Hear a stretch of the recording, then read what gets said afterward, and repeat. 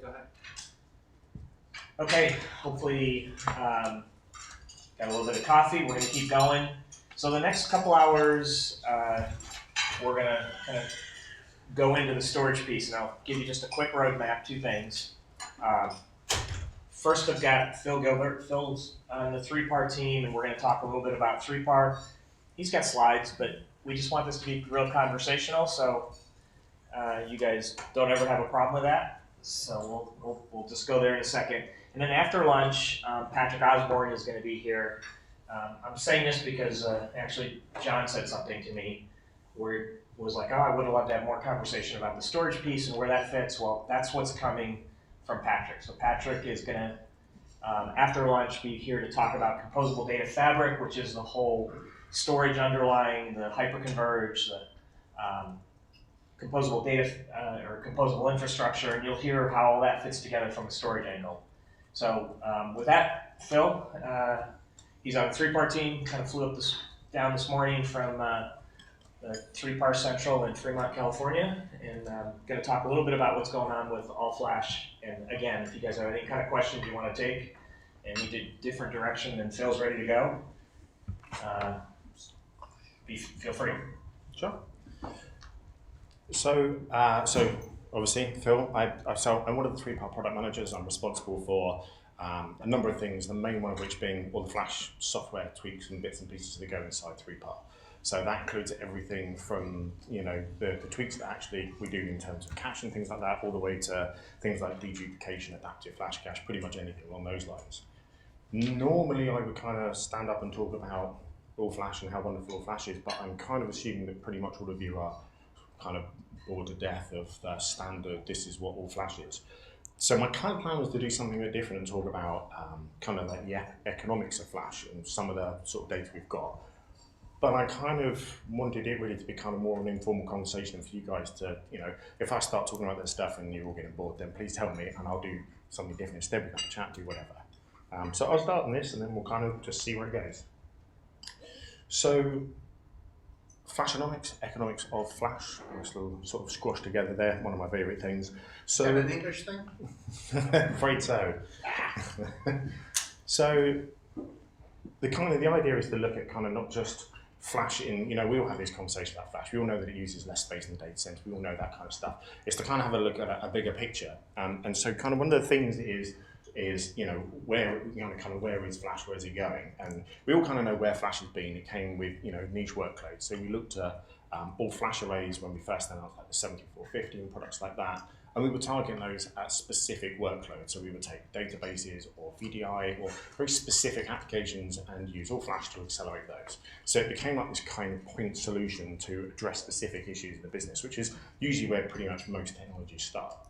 As the price of Flash comes down, it then becomes a mainstream technology, and that's kind of where we are today. That's our point in time. So Flash is no longer for niche kind of solutions. Instead, we're seeing businesses who are buying multiple petabytes of Flash, and they are looking at doing that to move their entire business onto All Flash. So this kind of concept of niche workloads is just disappearing really, really quickly, and instead we're All Flash. Now the next kind of era this is kind of our feel for what's going to happen, is that we start looking at applications, programs, processes designed specifically around what Flash can deliver. Because if we think about it today, we're using Flash to accelerate existing applications. Now those applications aren't necessarily built and not architected for the performance benefits that Flash can give. We still talk to them as if they are SSDs, we still talk to them as if they're essentially as if they're spinning disks. And while that happens, on an application level, of course, we're much more organised than that on a storage array level. We understand the intricacies of Flash, but that needs to happen kind of further up the stack. So as the feedback from what we can do happens at the storage level, happens at the server level, and kind of the infrastructure level, that's going to start getting pushed back up to the application level.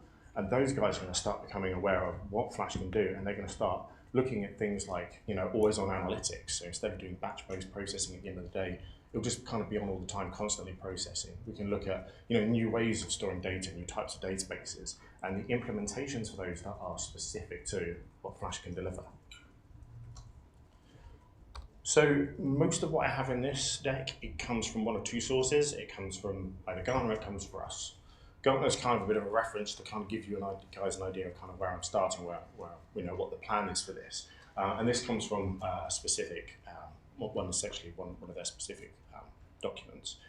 But really what it is, it's about taking, you know, a lot of different sources, a lot of different data from a lot of different places, kind of, you know, looking at where the story has gone, where it's going. So we all know that Flash is replacing spinning disk. We all know that there are TCO benefits with it. One of the things that's kind of most interesting from the assessment they did was the reason that people actually go to Flash. So traditionally, I would expect this to be balanced very differently because, you know, TCO was kind of the secondary story as to Flash. You know, that would be, I'm buying Flash because I want to accelerate my data center. I'm buying Flash because, you know, I need an application. I need, you know, that kind of stuff. And instead, Flash is becoming, you know, one of these things where, you know, is TCO a factor? Actually, the array was just cheaper to purchase in the first place than a hybrid or a spinning disk array was anyway. And this gives you an idea of kind of this, why all Flash is becoming the mainstream storage technology, because it's becoming cheaper to deploy than any other kind of technology. So this kind of is a really big, you know, big leap for us in terms of the deployment of all Flash. Now the other ones are quite interesting because things like ease of use, we expect things like savings and those kind of things. But the interesting thing is this is a breakdown of kind of a bigger picture, because all of these elements tie into a bigger story. So what I'm going to do is talk you quickly through what we see inside 3PAR, inside our labs. So some of this is 3PAR, some of this is non-3PAR, and I'm going to talk you through those bits as we go. So we have what we call internally the traditional deployment method. So this is the way that people have very traditionally deployed storage arrays. So we start by buying a chunk of capacity, we provision it out, and then we write data down to it. So the data written is the amount of space that I actually need, that I'm being asked to store. So from an application owner, from whoever that might be, this is how much data they actually have that they want to write down to the system. Provisioned is how much they've actually requested. So not how much they've written, so they might actually only write 50 gig, but they might request 200 gig. This is kind of the whole thin provisioning kind of concept, really. And then raw capacity is how much I have to buy. But if I'm buying that, I have to power it, I have to cool it, I have to manage it, I have to update it, I have to, you know, have support and services and for those kind of things. And that model becomes quite an expensive one because what you end up doing is buying a lot of capacity and, you know, maintaining that for actually a relatively small amount of data. Now, inside our install base, because we have our services partners, we have a good idea of how this model applies to, you know, our non-3PAR kind of customers. So for those guys, this gives you an idea. So we added up across 200 systems managed by HPE. These are the kind of products that we have out there. So we've got everything from EMC, HDS, IBM, bit of everything basically. These all fit into a traditional model. So we've got older EVAs and XPs. These guys were in this traditional model and these are real figures. So if I normalize those down, but essentially we've got 20 terabytes of data, 20 petabytes of data, I think that one actually is. And if we assume that's at 100% of, you know, that's my 100% marker, then actually provisioned out to hosts is just a rather minuscule 45%. So 55% of that raw space is essentially never going to be used to store data, which is kind of crazy from a management perspective, from an efficiency perspective. Now, some of this comes down to the whole, you know, over-provisioning my array because I need lots of spinning disks in order to provide performance, and there's, you know, things like that. People never fill storage arrays up to 100%. Well, every now and again they do, but they don't do it again afterwards. But then the written is all the way down at 22%. From that raw space to actually written, it's just this, you know, tiny little number. And that's kind of crazy because I'm powering, cooling, storing, managing this huge amount of capacity, and I'm storing practically nothing. It's kind of like one of the least efficient things in the world.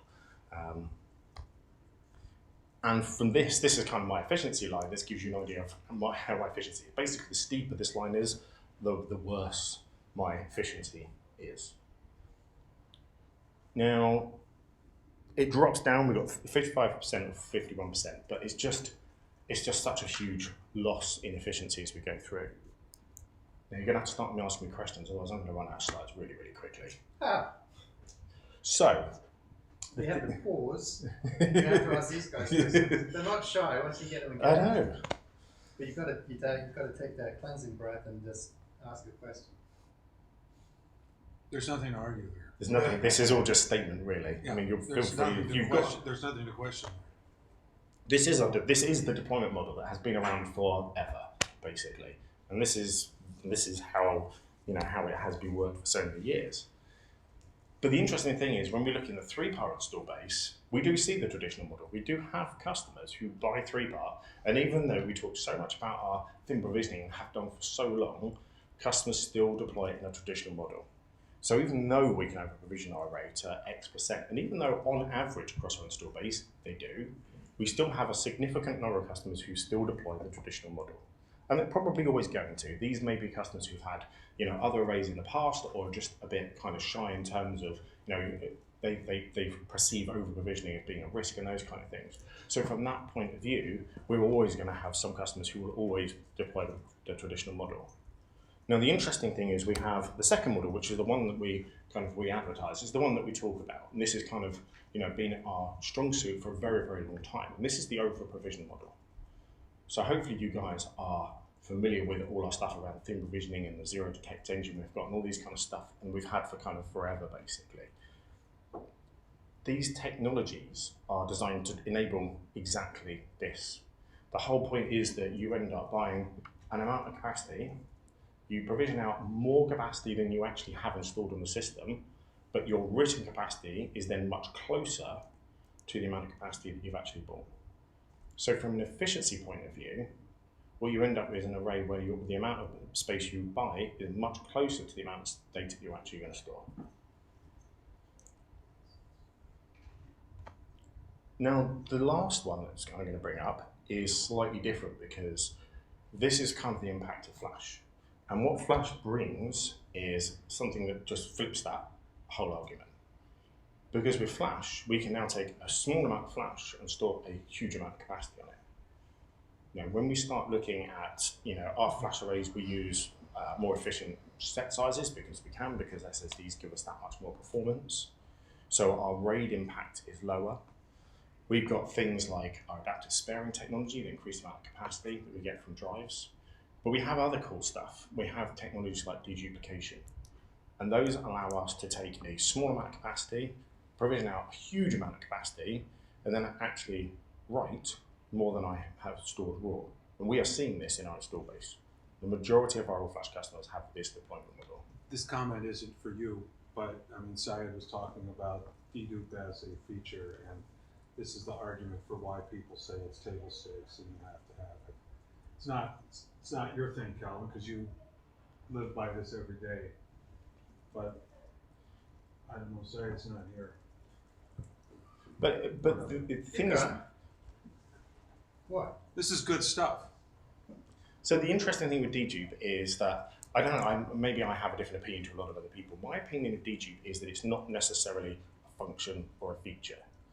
It is a way to reduce costs. Now, whether that's a purchase cost, whether that's an I don't think operating there was cost. any argument about that. I'm still wondering where you're going, Mark, because I think that maybe just I lost you somewhere. We were just trying to push it against the use case as opposed to just being. No, you were trying to push it. You were trying to push it against how Nutanix sells against you, and you've got the HC 380 that doesn't have it, and so you were trying to, I guess, show us, how to deal with that as an objection in a selling situation. And I guess I was just irritated by it, because the fact that you don't have it doesn't mean that it's not a negative.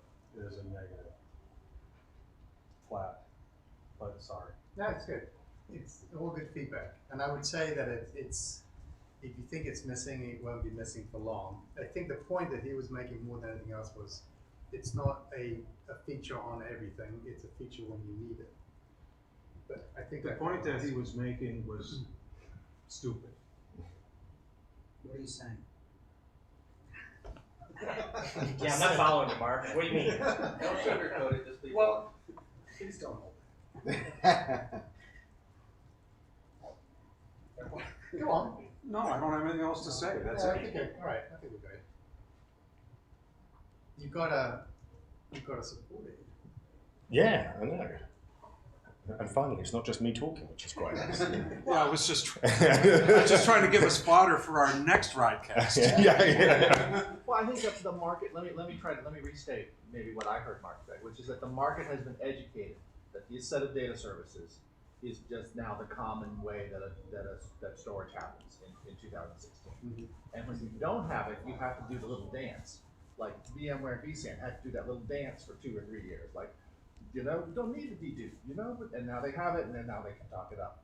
So that's, I think, where the mark, whether it's useful in every case or not, you've got Pure or whoever goes out there going, we've got magic sauce that we pour all over everything, and it just shrinks it into pixie dust, right? And so by having those 4 or 5 players out there just hammering, saying this is the magic sauce, it puts you in an awkward position when you say we don't have the magic sauce. All right. That's what I think Mark was getting. Yeah. So allow me to play devil's advocate, another thing that British people do that's incredibly annoying. Why is deduplication so important? Always. There's an easy question. Why is dedupe important? Why is it table stakes? Social safe space. So it's to save space. So that's a cause rather than an effect. What is the effect of saving space? It's cash, it's money. That these technologies exist to reduce the amount of data you've got, to reduce the amount of media you need to buy, and to reduce the amount of footprint, power, cooling. Essentially, it all comes back down to cost again. And the bottom line is not just dedupe, by the way. It's dedupe with low overhead. It is. But the interesting thing is, it also comes down to perception. It is the perception of efficiency. Now, whether you are more efficient than somebody else with or without that technology becomes almost an irrelevant point, because having these technologies is very, very important to be competitive in the market. It is. They are kind of critical, which is why everyone is picking them up. That's why they're arriving. And the obvious, the whole thing of what I'm talking about today, so it's like the economics of Flash kind of ties back into that, because Flash only becomes economically viable when you make those savings. That's why they're so important. The big benefits of Flash, I mean, performance is a given one. Everyone kind of understands that one. It's, hopefully there's no one who doesn't understand the performance and benefits of Flash. But to make it kind of viable, you have to be able to put it at the right price point. Yeah, I mean, it's very clear. Solid state is a more expensive disk technology. When you can promote a $1 per gigabyte model that is on a par with spinning disks, with that increased performance, you are talking about a dollars to donuts sort of scenario. Mm-hmm.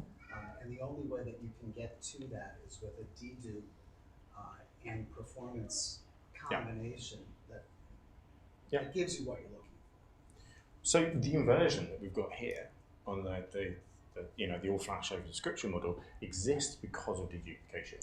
It is that technology that allows us to store more data, the more capacity. Without that, that would just be completely impossible. And it's kind of interesting from that perspective, because when we talk about Flash, we kind of have this assumption of performance, but the cost benefits, the TCO stuff, the stuff around not even just things like management in terms of replacing drives, really basic thing. I spoke to a customer a while ago, and they have a data center essentially full of storage, full of spinning disks. Now, they literally have people employed. It's the old-fashioned thing that you've heard a million times. People employed to walk around the data center and replace disks, because they have so many and they fail so often that they literally have an employee who replaces spinning disks. It's kind of crazy. One of their big things they're looking at doing is moving to a flash, because that disappears. Flash drives aren't, they're not magical, they do fail, but the failure rates are so much lower that they don't have to worry about replacing disks. They don't have the arrays rebuilding because disks have failed. They don't have to employ someone just to wander around and replace disks. There are so many things like that Flash provides as a benefit that tie into kind of this bigger story. That means it's not just about performance. Yes, it was. That was the world of niche applications. But as we move into mainstream, all the other benefits start becoming really, really important.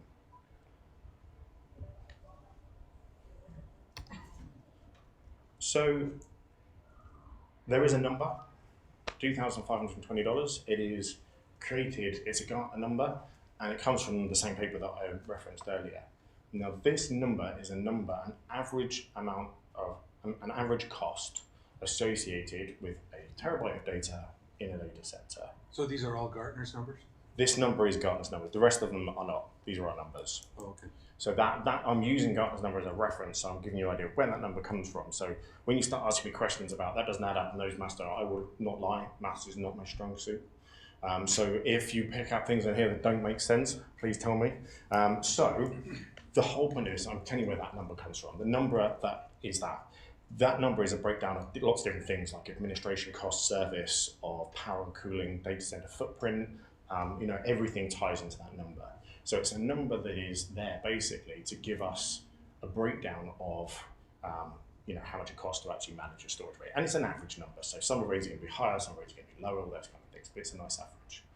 So, these three different models represent three very, very different costs. And the only reason that number changes really is the amount of raw capacity. Because that's the one you power and cool, that's the one that you manage, that's the one that you have the guy employed to go around and, change all these disks for you.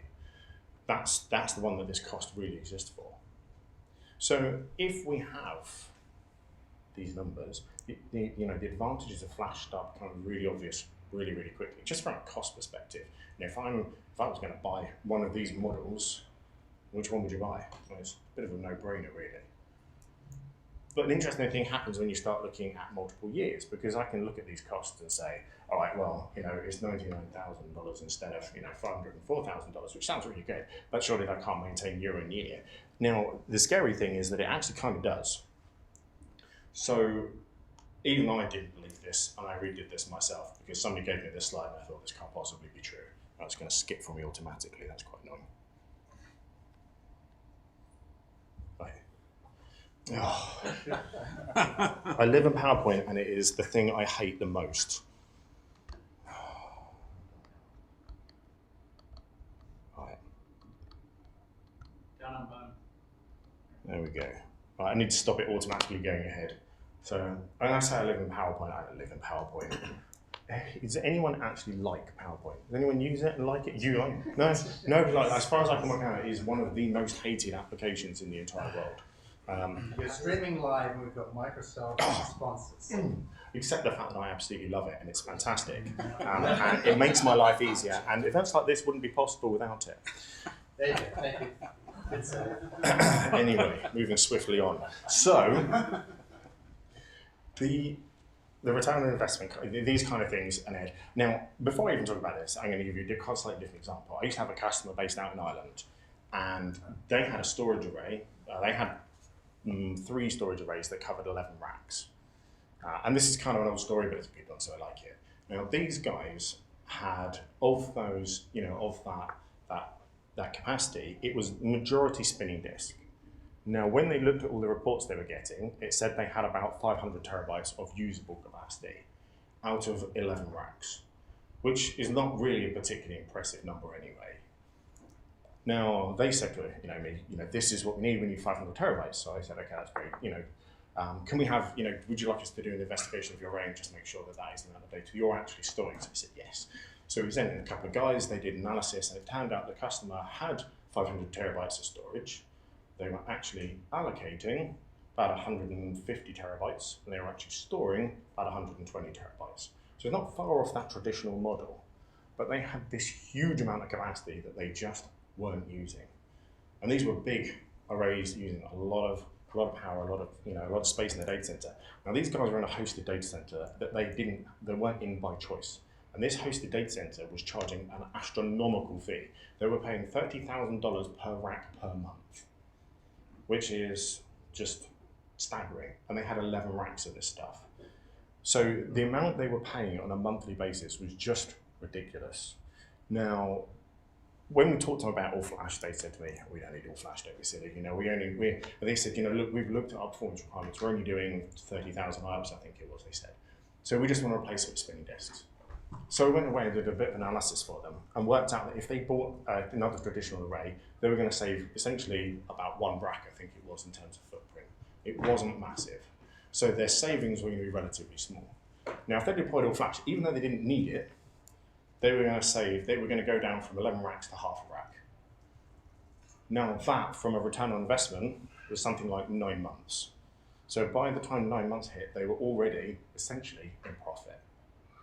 Which is a really good story for them, because all of a sudden they're like, oh, hang on. Now I'm claiming, so they have the choice. They can redeploy other kit in those racks, and even if they just went down to one rack, it's still half empty. You know, they still have that rack to put additional kit in. So that can be like a really massive benefit of this, you know, of moving to a flash. And this is why this kind of thing, I hear it and it, you know, it annoys me no end every time I hear it. People say, this specific workload is not appropriate for flash. Why? Why isn't appropriate? Why is any workload not appropriate for flash? I had a customer who bought an all-flash array to store compressed media. They're not going to get any dedupe savings. They're not going to get any compression savings. You know, they're going to get a bit of thin, and that's basically it. But they bought it because the array they were buying was going to go into a van. And the van, they could put, you know, I think they put in about a petabyte of storage. They put it in 4U, and it uses something like 800 watts, as opposed to an alternative. There are so many different reasons why people buy flash, and you know that the workload doesn't suit flash. Just that argument doesn't exist anymore. It did when we were in the world of niche, but that's kind of disappeared. So our example here, which you probably read now anyway, because that's what happens. You put slides up, people read them, they stop listening. I know that. So We're wondering how 99,482 turned into 80,000. Interesting question. So if my annual cost of my array was 504 for the traditional model, 99,000, I'm making in my first year my saving of 404,000. But that is assuming that I already own the array and I've already migrated my data. Those costs have to be brought in. So what we do is we say I worked out an array that somebody could buy off the street, $1.50 a gig, which is $1 costs $1.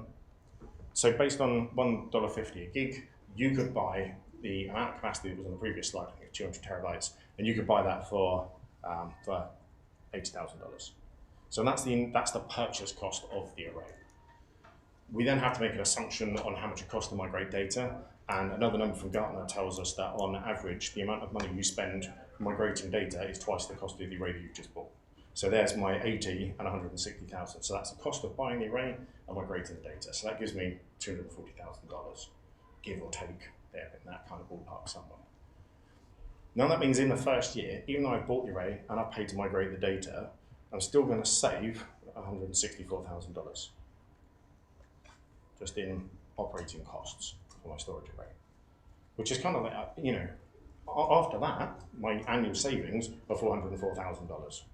So my years 2, 3, if I keep this for year 4, that's how much I'm saving just in my operating costs every year, basically like my management costs. So that's everything from maintenance, this guy, walking around spinning disks, we can sack him. Obviously we'll actually put him somewhere else, but from that job.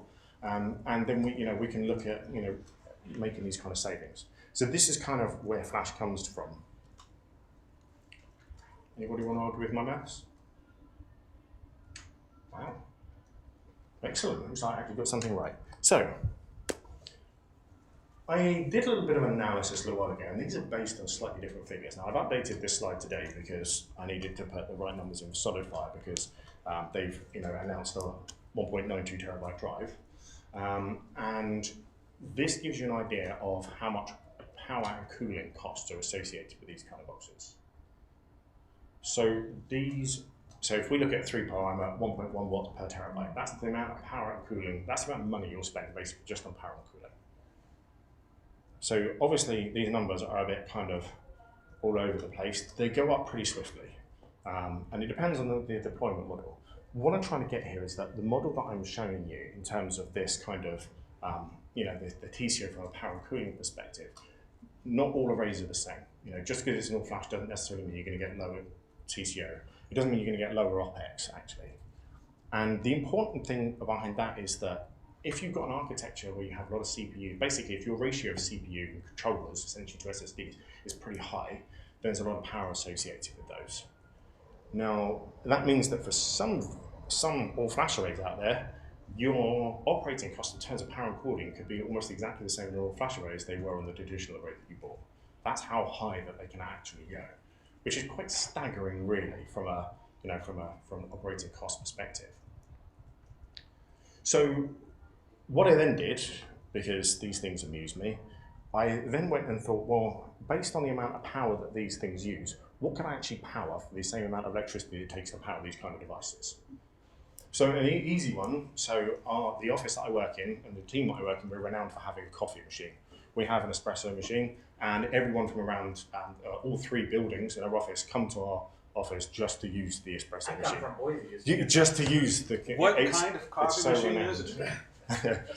It is the world's best coffee machine. Does it use pods? Is it No, it's a bean to cup. bean to cup? Yeah. Okay. Yeah, it is. It is the envy of the whole of the rest of the... So do you have like one of those at home? I do actually. It is against HPE policy to have that separate from what is the standard coffee machine in the Yeah. office. So they are going to come and take it and remove it About the from, standard that's from the Yeah. office. If I on tape saying this? Are you thinking? Do you know this? Are you part of the operation? yeah, he's actually it's part of Got the them right sting. here on the phone. But everything that we remove goes to Houston, I think. No, this is So when I looked at how much power that uses, you could basically make an espresso for the amount of power it takes to run a 3-bar with a petabyte of flash in it, which is quite good, really. Now, things start getting out of hand pretty quickly. So when we look at the Extreme IO box, you could run a high power electric shower for these things. Now, if anyone doesn't know about power showers, they use an inordinate amount of electricity, which is why thankfully we don't shower all day every day, because your electricity bill would be pretty horrendous. So after that, I don't know about that. Are those like electrons coming from the shower head? this is an electric shower. It is. It's very dangerous. After that, you could now heat a large domestic swimming pool with the amount of power required for Pure, because you need 3 arrays, and that starts getting quite expensive quite quickly. Now, the last one's kind of my favorite because it's one of the best ones. I did some study, and it took me quite a long time to work out what actually uses this amount of power. It's not easy. And I ended up with a radio station that covers 500 miles, a 500-mile radius. That is how much power it takes to run a solid fire. Now, this was actually better, but unfortunately they've released new drives and I had to downscale it. Originally, the radio station covered 900 miles, but they released the new ones and I had to drop it down a bit. Smaller radius. I mean, if you could do that though, you could advertise an espresso machine to people within a 500-mile radius. Yeah. Which is why adverts on radio are so expensive. There's power in that radio. So, this is a good slide. There's definitely some secret sauce behind all of this and why there's such a distinction. So there's no real magic here. The numbers are based on BTUs an hour being turned into power. Basically, it's based on the number of hours in a year. It's all pretty standard. You can. It took me about 5 minutes to work out how to actually make all the conversions. Now, in terms of why we use so much power compared with everyone else, it comes down to a number of things. Now, the architecture we have allows us to do a lot with very little hardware. So whereas you might look at some of these boxes and they might have 16 CPUs in them, they might have terabytes of DRAM cache, they've got X amount of whatever. I even based this on that says 2-node there, but that's a lie, it's actually a 4-node 3-part. So I based this on one of our bigger boxes, an 8450 4-node. And even still, with that little power, because we use relatively, we use middle-of-the-range CPUs, we don't use the highest available, because we've got the ASIC, and the ASIC, 3-bar ASIC is the thing that we hand all our workload over to. So it's a very low power, dedicated chip, and it does certain things for us, like deduplication, like RAID levels and stuff like that. So it does a lot of that kind of stuff for us. Now that uses very little power. It's kind of sips from power. And that means that we don't need lots of high power CPUs, because instead of churning away loads and loads of CPU cycles from very power hungry CPUs, we offload it to a very lightweight device that's designed for specific tasks. Now we have one of those in every controller, which offloads a lot of our work. But we have some other things. We have things like high capacity drives. So this one's built with a 1536 terabyte drive, whereas for example the SolidFire, they've just moved to the 1.92. So the fact that we only need 16 drives behind 4 controllers makes a really big difference, because believe it or not, SSDs actually use quite a lot of power. There's this kind of myth that they use less power than spinning disks. It really is a bit of a myth. The big advantage with SSDs is you need so few of them to offer the same amount of performance and the same amount of capacity. That's where the savings come from. So there's no magic in terms of the calculations. There's some magic in terms of what we're doing to enable us to provide this kind of level of savings from a power perspective.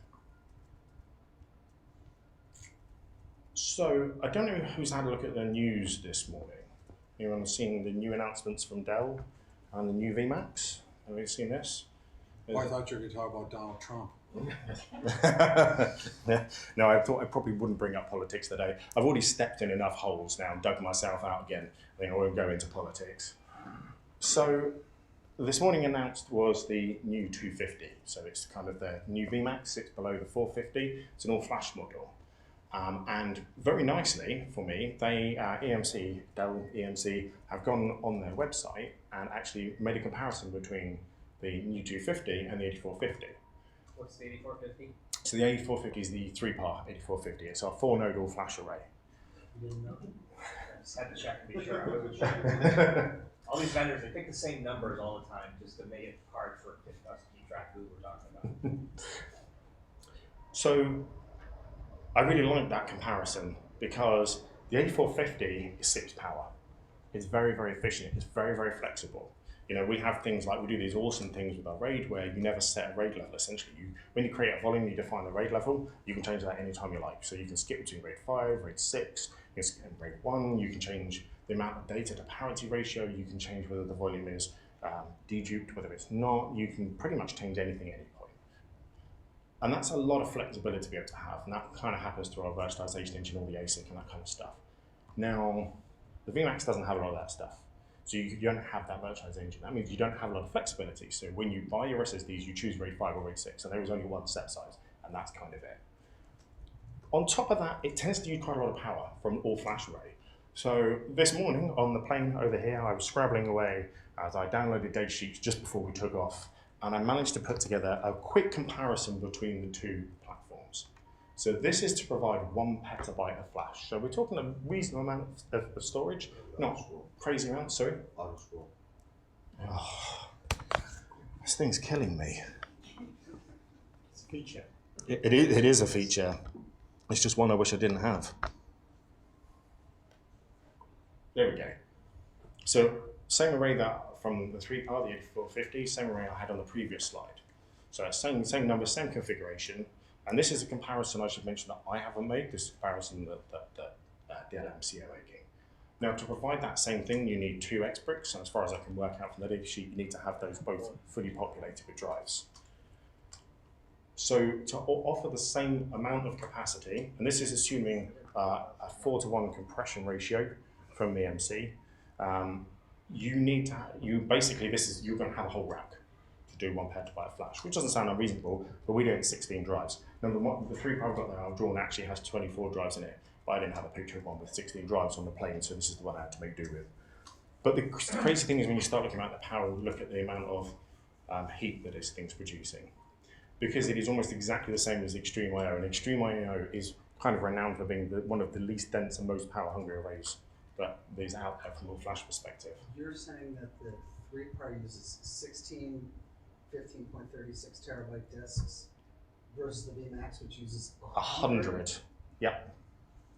Boy. Our overheads, just in RAID alone, our overheads are 12.5%. Theirs work out to over 25%. You're talking about power, but the sheer cost of that kind of volume of solid state disk is absurd.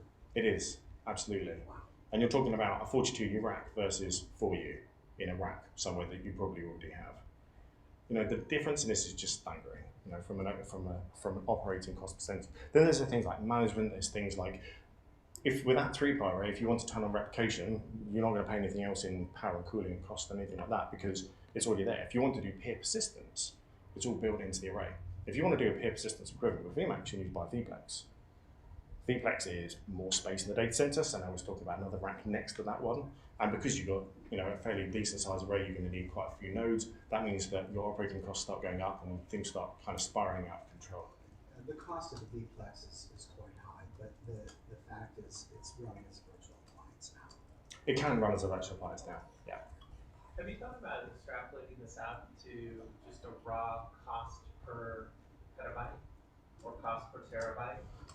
So all in, not just the equipment cost, but then factoring in data center costs, and then as a side note. So I did think about it, but unfortunately my flight was quite short, so I didn't have chance to do it.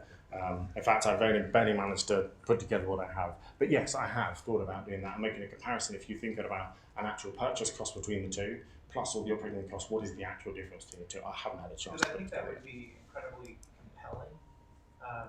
Not just from, I mean, space savings is one thing, especially if you have a data center that's out of space. But I think the bigger opportunity there is the data center cost savings, right?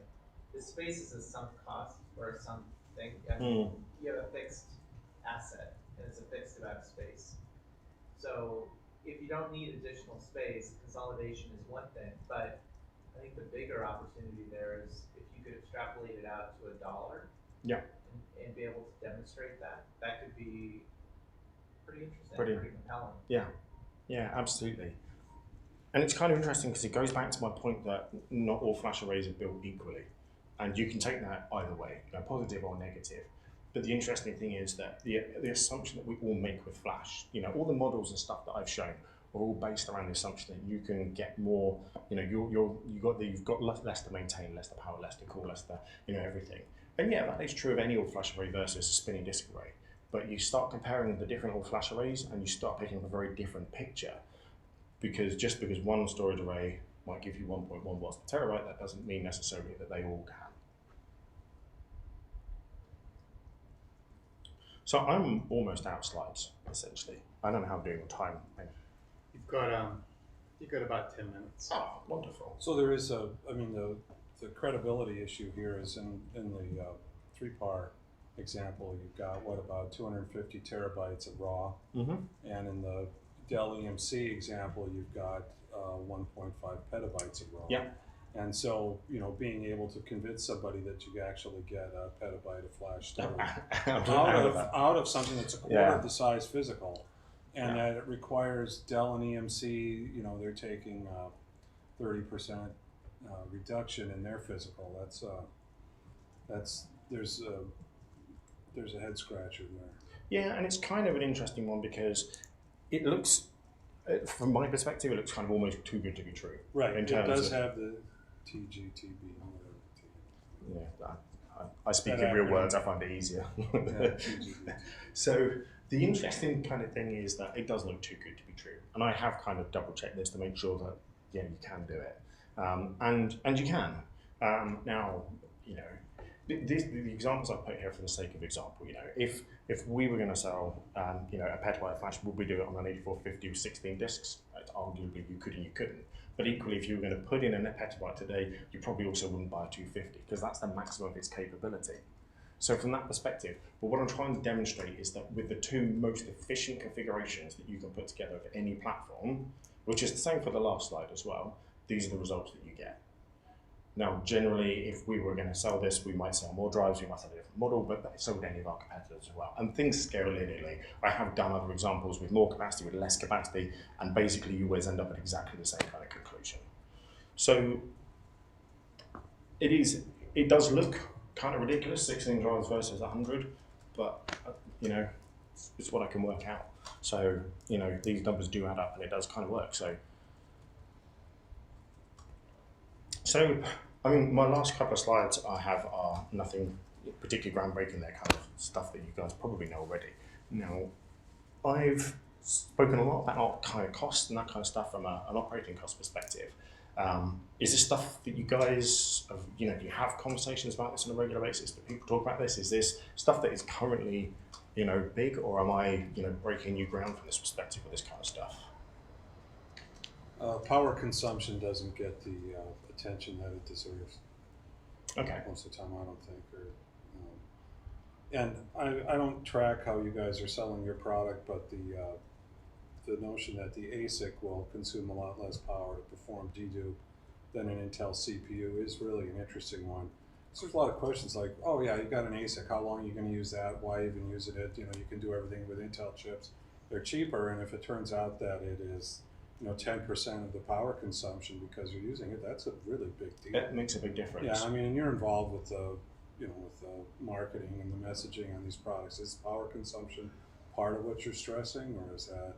It's kind of one element. It's something that I think is a big differentiator that we, potentially can make more of. You know, as we look at more and more of these products, and the interesting thing is, as a lot of vendors who went out and, you know, built an all-flash array specifically, or bought an all-flash array specifically, and then essentially revamped their existing collection of arrays, it becomes quite an interesting point, because some of those architectures aren't as efficient as you kind of make this assumption that they are. As I said, we make this assumption that when we talk about flash, you get all of these benefits and that the playing field is all kind of equal. You know, we make the assumption that if you're going to buy flash from us versus any one of our competitors, that the savings you're going to make from those are going to be roughly the same.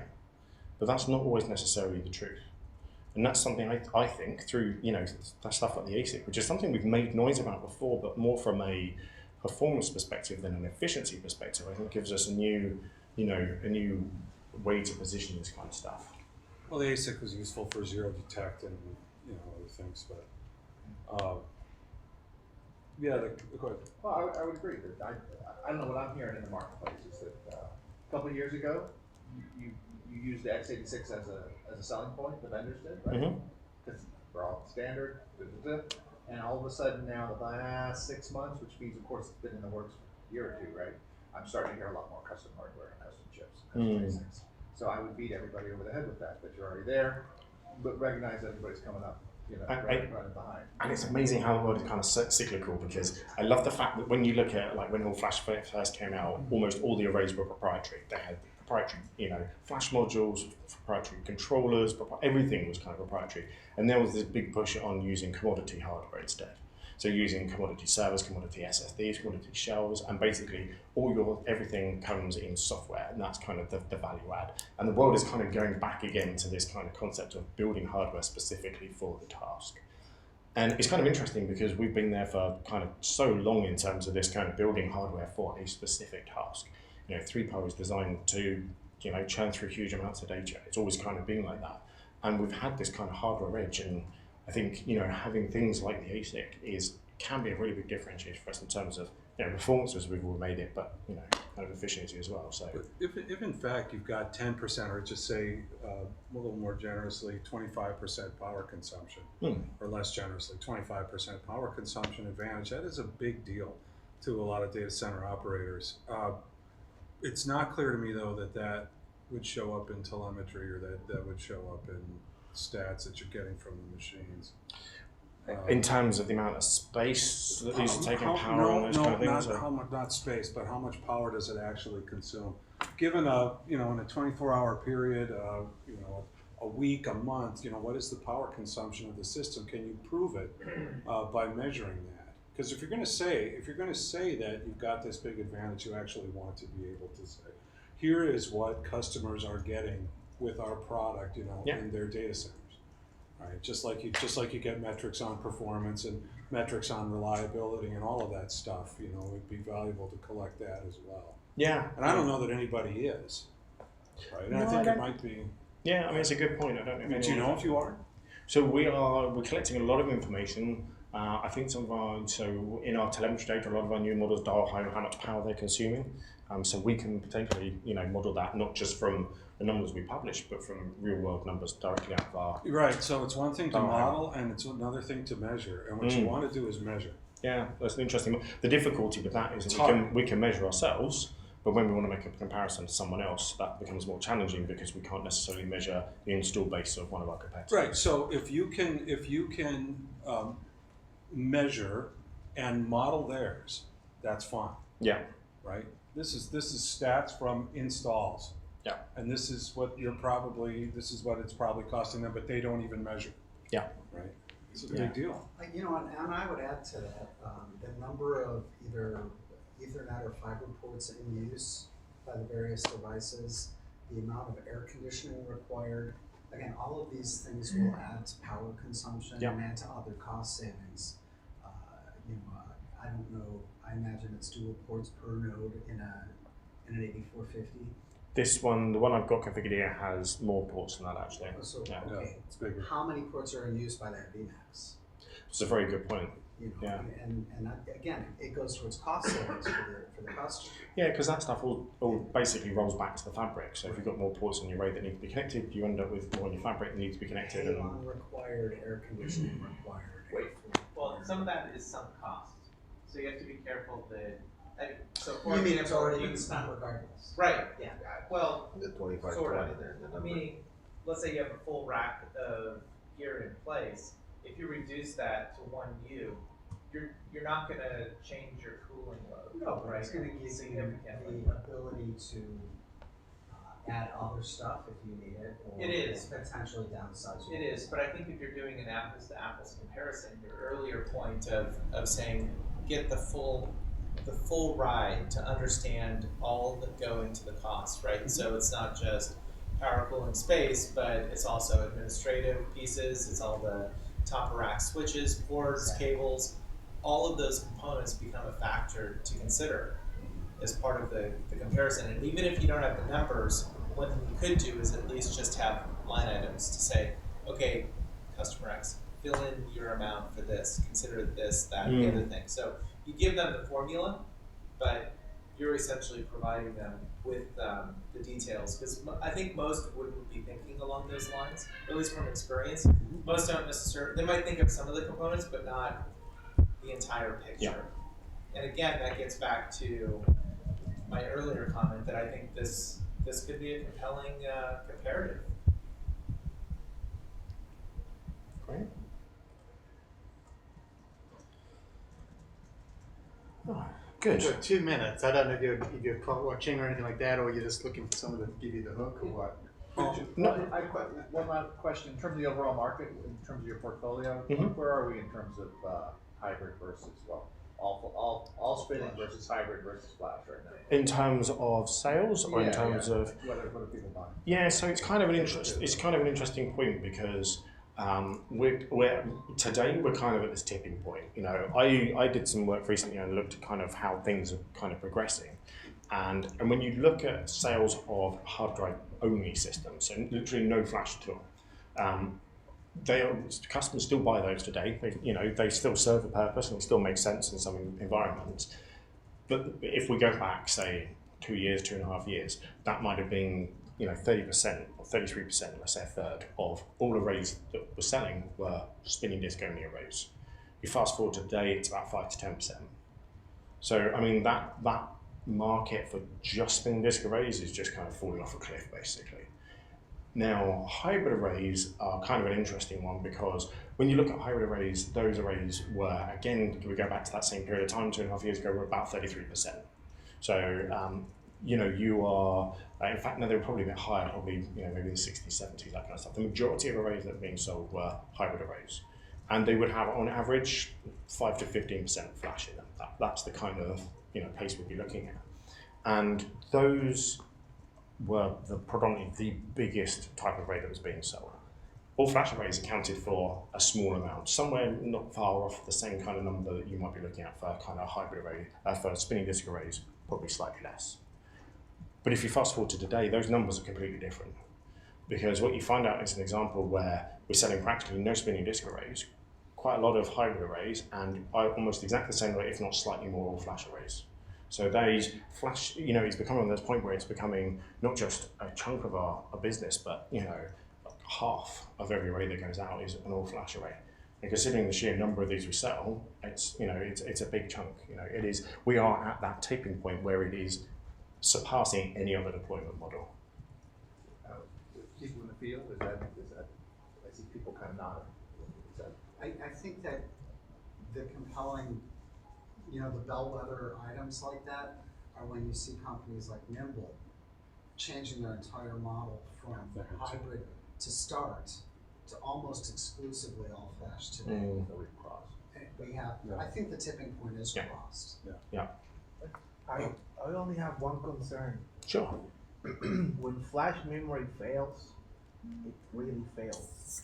And there's like a code of silence between providers, not only HPE, everybody else is doing it. It's just that there's not enough information out there about failure, recovery, forensics. Yeah.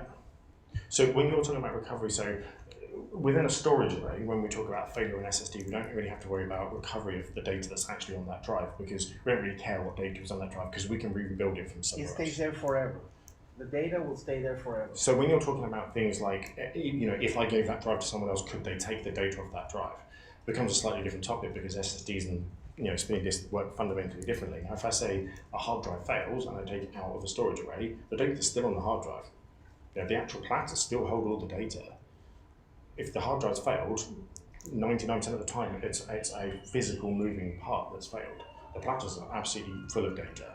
So all we got to do is take those platters out, put them in a working disk, and you can immediately redirect the data. I understand. So the bottom line is that eventually you will not be able to write on flash memory. When it fails, so are you talking about wearing out rather than failing? Right. Okay. By voltage, by electricity, by continuously overlaying the chips, whatever. Yeah. So the bottom line on failure on flash memory is not being able to write anymore. So when you're talking about wear out as opposed to like failure, so failure scenarios, SSDs fail in a manner of different ways to spinning disks. Spinning disks, have different, failure scenarios. When SSDs fail, we handle that with things like RAID. When they wear out, we do entirely different things. So when drives start wearing out, so before they actually wear out, but when they start wearing out, we'll do proactive replacement of a drive before it wears out. So we don't wait until the drive actually wears out completely and stops working and then replace it. We fail in advance because we know how they're wearing out. The other interesting thing is that when we go into like an endurance conversation, we can actually look at our dial home data, our stats data, our telemetry data, and that data gives us an idea of how SSDs are progressing in terms of wear out data. It's all published. It's all in, we published it in blogs and stuff. As far as I'm concerned, as far as I'm aware, we are the only people who've done that. But on average, our SSD is going to last something like 60 odd years. Now, I don't know anyone today who's running a 60-year-old storage device. So I think in 60 years' time, most people are probably going to replace those SSDs, hopefully, with something a bit newer. So I think the endurance conversation was something that was really, really important about 2-3 years ago. At the beginning, right? At the beginning, when we were in our kind of beginning flash area and we were talking about niche, but that has largely been addressed by pretty much, as far as I'm aware, most vendors, certainly by us, and we're publishing those numbers to prove it.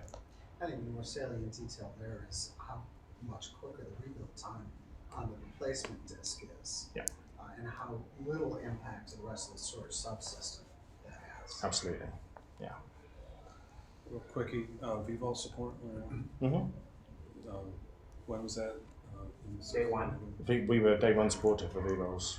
3PAR is actually the development platform that yeah. VMware uses for VVol's Fiber Channel. So we were one of the vendors that were day one. I just presented on this at our VMUG, so. You ready to go? Yeah. Right. Okay. Thank you. Thank you. Thanks. Thank you. Nice job, Phil. Do you have one more slide left, or was that? No.